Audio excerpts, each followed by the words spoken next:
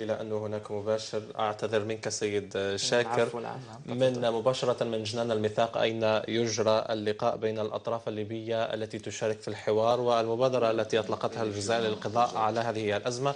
نستمع ربما إلى كلمة عبد القادر مسهل خلال هذه الندوة الصحفية ثم نعود بعد ذلك. Par les Nations Unies à faire cet effort de marquer le chemin, d'indiquer les autres et d'orienter aux autres quel est le point de destination. Et le point de destination ne peut pas être autre que l'accord politique. Différentes personnalités qui participent dans cette rencontre ont souligné ce message ce matin. La Libye n'a que deux options, l'accord politique ou la destruction. Et nous savons très bien que la destruction n'est pas une option. Je sais que tous les acteurs qui sont ici aujourd'hui veulent une Libye unie, une Libye démocratique, une Libye cohérente avec les principes de la révolution du 17 février, une Libye qui soit un acteur régional responsable, une Libye qui se bat contre le terrorisme, et c'est sous tous ces principes que nous avons cette réunion aujourd'hui. Mais cette réunion, à part l'élément fondamental d'appui au processus politique, comme je le dis avant, d'orienter les travaux des autres groupes, a une signification très particulière, qui n'est autre que le rôle fondamental que les partis politiques doivent jouer dans le système politique libyen.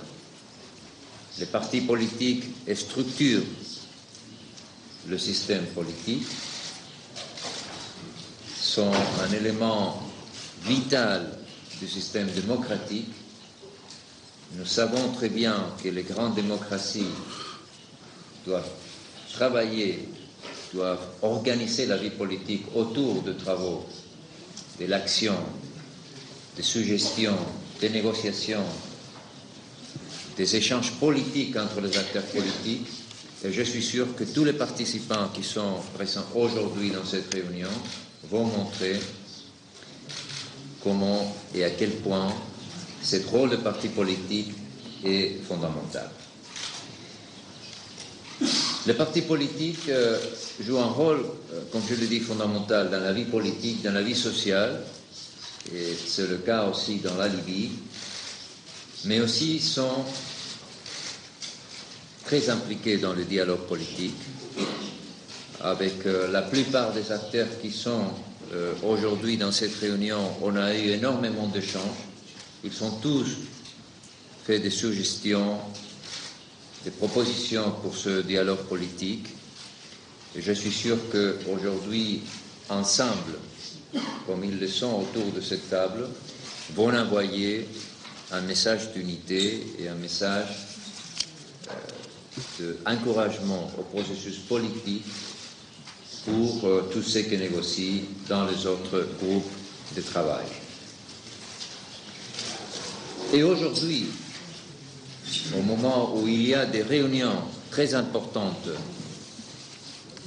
à Tobrouk, à Tripoli, des réunions qui seront importantes pour la poursuite de notre dialogue, cette réunion devient pas seulement cruciale, mais aussi opportune. C'est le moment de se réunir, c'est le moment de lancer ce message d'appui à tous ceux qui se réunissent, qui discutent aujourd'hui comment continuer dans les prochains jours dans le dialogue. Et il est important de rappeler que la Libye est face à des défis extraordinaires, des défis politiques, la désunion, la séparation, l'existence des différents acteurs politiques, chacun avec sa narrative de qui cherche à s'imposer aux autres et qui finalement, avec ces dialogues, a accepté la logique de la négociation et la logique du dialogue. Une situation économique et financière limite. Une situation économique et financière qui, d'après le gouverneur de la Banque centrale, ne nous donnera pas trop de temps avant de se placer face à un collapse économique. Et une situation sécuritaire, vous le savez très bien, très difficile en ce qui concerne les combats dans différentes régions. On a eu encore les dernières heures des attaques aériennes sur Tripoli qui nous préoccupent énormément, qui compliquent énormément la situation de dialogue. Mais il y a eu des actions aussi dans d'autres fronts qui compliquent énormément les choses. Donc, un appel au cessez-le-feu, un vrai, effectif cessez-le-feu, reste vital dans cette réunion qu'on aura aujourd'hui. Et ça me permet d'évoquer le grand problème sécuritaire qu'il y a à la Libye actuellement, qui est le problème du terrorisme. Je suis sûr que tous ceux qui sont présents aujourd'hui partagent ces refus au terrorisme, partagent le sentiment que la Libye doit être unie face à cette menace qui est une menace à la démocratie, qui est une menace à l'économie, mais surtout à la vie de tellement de Libyens qui souffrent aujourd'hui de la présence de ces groupes terroristes. Il y a 4 ennemis du processus politique. Il y a ceux qui pensent que la solution politique doit être l'imposition totale d'un groupe sur l'autre, et il y a ceux qui pensent que la solution doit être l'imposition militaire des uns sur les autres. Nous savons très bien que ce n'est pas possible, ni l'un ni l'autre. Donc nous sommes ici aujourd'hui pour dire à ceux qui pensent qu'il y a une partie de la société libyenne qui peut s'imposer complètement aux autres, qu'on ne va pas permettre ces sortes d'impositions. Que c'est le consensus, c'est le dialogue, la solution. Il y a le terrorisme, je viens de le dire. Et il y a aussi, après des mois de confrontation, un esprit de rejet, un esprit de méfiance que aussi aujourd'hui nous devons traiter. On peut tous être autour de table comme on l'est aujourd'hui, chacun avec sa vision, mais chacun aussi avec une idée très claire que la Libye et l'intérêt du pays est au-dessus de tout intérêt particulier, que ce soit des groupes politiques, que ce soit de personnalités. Nous attendons beaucoup de cette réunion. Nous attendons beaucoup de votre leadership politique et social. Nous attendons beaucoup de ce message que vous pouvez envoyer à la société libyenne. Donc, de la part des Nations Unies, ils ne jouent qu'un rôle de facilitateur, comme l'Algérie, comme d'autres pays de la région. Je vous encourage à travailler aujourd'hui, à travailler dans les prochaines réunions, parce que ça ne sera pas une réunion de 2 jours qu'on va faire ici à Alger. C'est un processus qui commence et qui doit être constamment lié aux autres groupes de négociation, qui doit montrer ce leadership politique constant. Je suis persuadé qu'avec votre esprit de coopération, avec votre expérience politique, qui est très particulière parce que pas tout le monde a cette expérience politique en Libye. Il y a beaucoup d'acteurs qui ne sont pas habitués, comme vous l'êtes tous, à négocier, à travailler ensemble, à vivre dans la différence et dans l'accord. Ça, c'est un processus des Libyens avec des Libyens. La communauté internationale n'est ici que pour vous appuyer.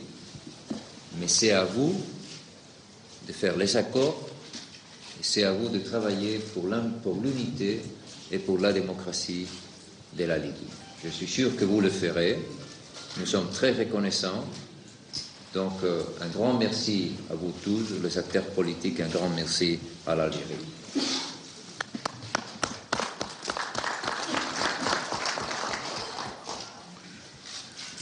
السيد برناردينو ليون الممثل الخاص للأمين العام للأمم المتحدة، السادة رؤساء الأحزاب السياسية من ليبيا الشقيقة، السيدات والسادة النشطاء السياسيين الليبيين، أصحاب السعادة سفراء دول جوار ليبيا، السيدات والسادة الحضور، يسعدني أن أرحب بأشقائنا الليبيين في بلدهم الثاني الجزائر، متمنيا لهم إقامة طيبة بيننا وأن تكلل أشغال أعمالهم بالنجاح والتوفيق.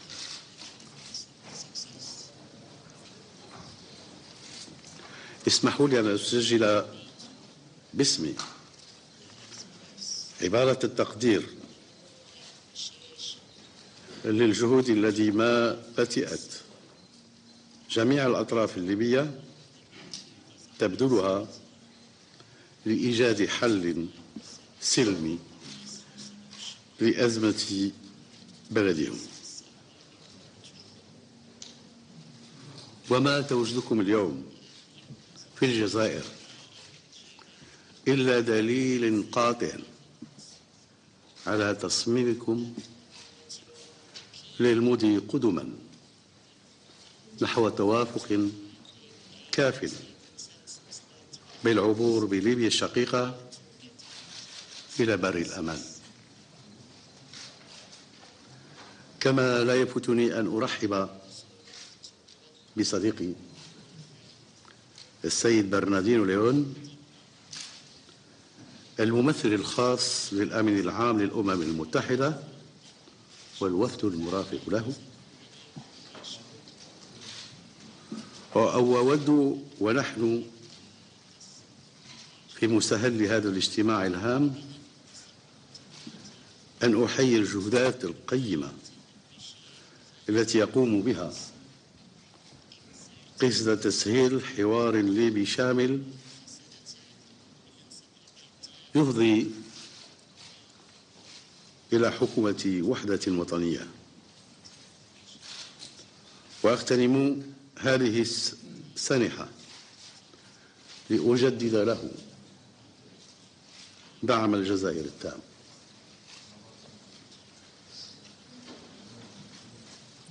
السيدات والسادة، إن الجزائر التي تجمعها بليبيا الشقيقة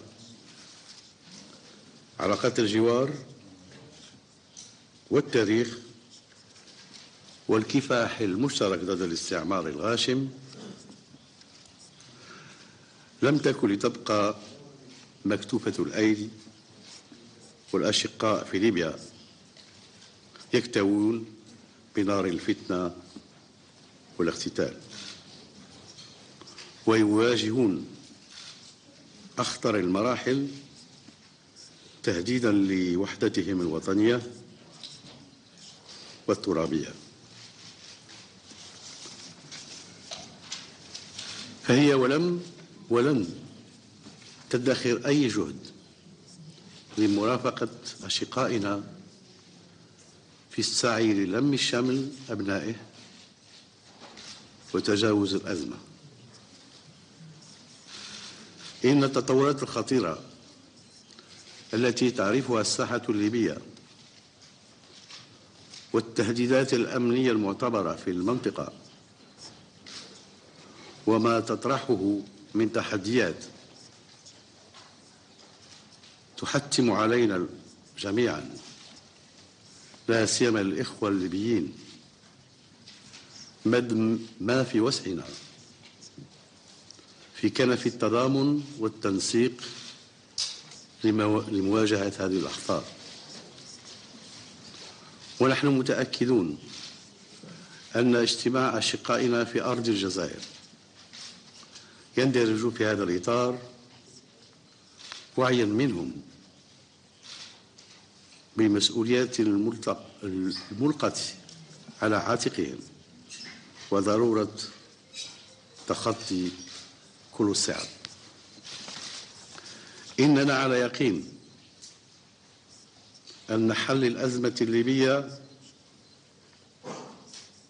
في أيدي الليبيين أنفسهم،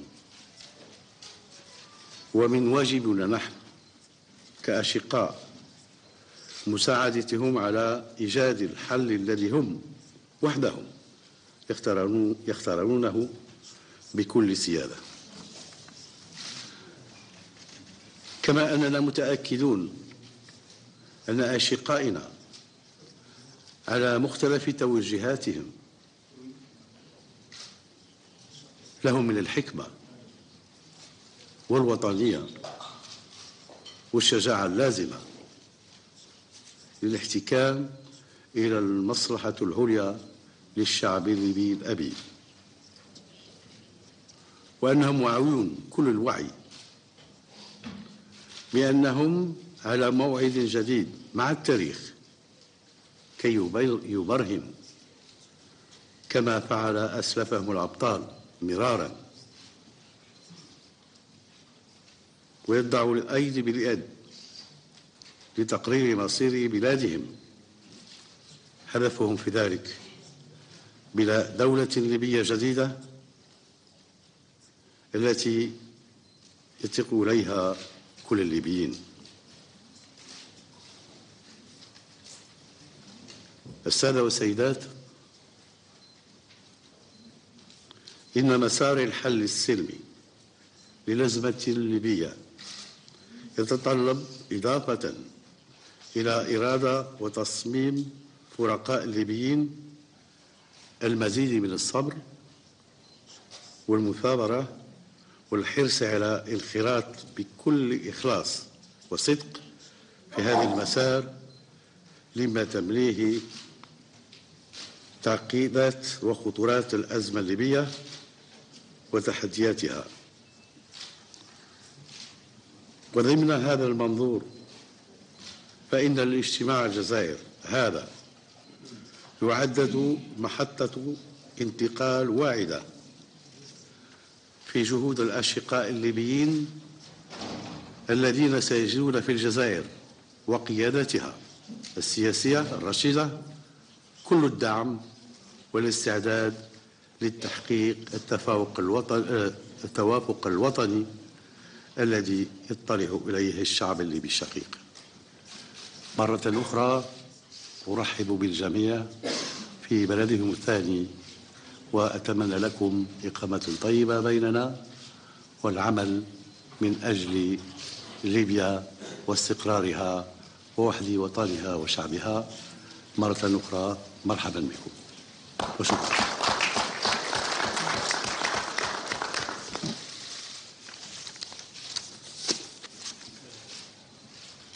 Tu vas expliquer comment ça va se dérouler إذا استمعنا إلى كلمة الوزير المنتدب عبد القادر مسهل المكلف بالشؤون المغاربية والإفريقية، إضافة إلى كلمة الممثل الخاص للأمين العام للأمم المتحدة السيد برنار دينو ليون مبعوث الأمم المتحدة إلى ليبيا.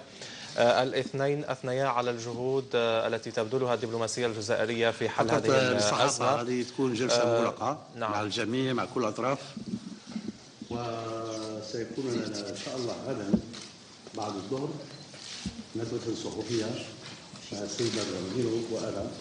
والآن شكرا على وجودكم معنا ونلتقي في نعم، كما استمعتم مشاهدينا، سيد عبد القادر بسهل قال بأن ندوة صحفية ستعقد غدا بعد الظهر لتقديم ربما تفاصيل حول هذه المبادرة واللقاءات التي تعقد مع الأطراف الليبية المعنية بالحوار اليوم. السيد المبعوث الخاص الأمين العام للأمم المتحدة كان قد ثمن الجهود التي تبذلها الجزائر على جميع الأصعدة لإنجاح هذه المبادرة، كما وجه من خلال هذه الكلمة رسالة إلى كل الأطراف الليبية المعنية بالحوار اليوم وخلال الاجتماعات التي ستعقد في الأيام القليلة القادمة إلى التحلي بروح المسؤولية لإنجاح هذه المبادرة. كذلك دعا كل الأطراف الليبية الطبقة السياسية خاصة بالذكر إلى تفعيل هذا المسعى وتشجيعه للوصول إلى حل سلمي طبعا عن طريق الحوار.